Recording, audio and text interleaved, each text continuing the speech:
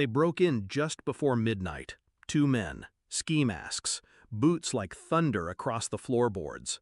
But training is reflex. Pain is remembered in the body, and mine remembers everything. The first fell with a shattered wrist, the second with his throat pressed under my knee. No words, no warning, just instinct, precision, and silence. Then one of their phones buzzed. I let it ring once, then again. Third buzz, I picked it up. A message. My son is in his room. Use him as a shield if you have to. No name, just a picture of my hallway. Another buzz. Finish him. It wasn't until the fourth buzz I noticed the contact name, my wife. And the photo wasn't from today. It was saved, planned, controlled by her. I texted back, "Your husband is gone. What to do with the boy?" The typing bubbles came instantly. Finish him. I stood over the bodies, heart calm, but cold. The boy's door was closed, locked from the inside. Good. I didn't knock, didn't need to. I already knew he wasn't mine. But it wasn't about the boy, not yet. It was her voice, her timing, her message. It replayed like static behind my eyes. Use him as a shield. You don't write that about someone you love, or someone you've ever loved. I walked out the front door barefoot, covered in someone else's blood. She was there, parked across the street, passenger seat, lipstick, laughing, driver's hand resting too familiarly on her thigh. She didn't see me, but I saw everything. I picked up one of the Hitmen's ski masks, slid it on, and smiled. The next morning I made coffee. She returned home like nothing happened, kissed my cheek like she hadn't ordered my execution. "Sleep well?" she asked. I smiled, like the dead. I started quietly, strategically. Burner phone, clean lab, unregistered DNA swab from the boy's hairbrush.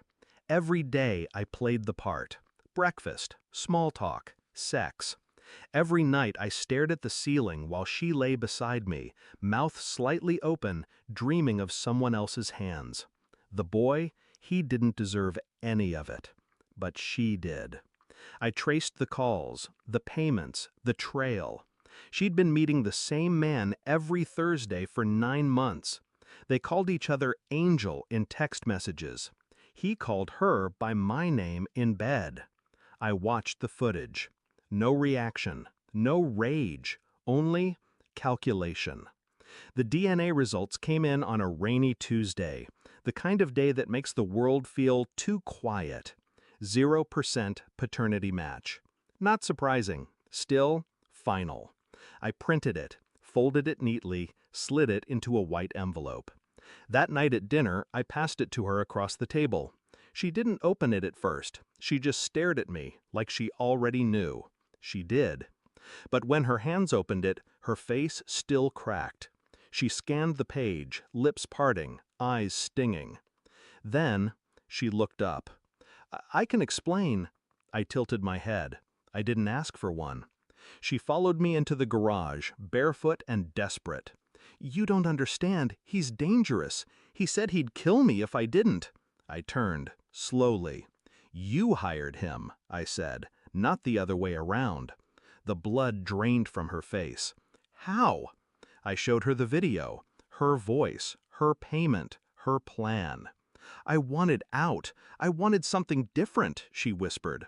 "You got it." I tossed the ski mask on the hood of her car, the same one I wore last night when I slid into the passenger seat beside her lover, silent. He laughed, offered me a cigarette. I put a bullet in his thigh and whispered, "She told me to finish the boy.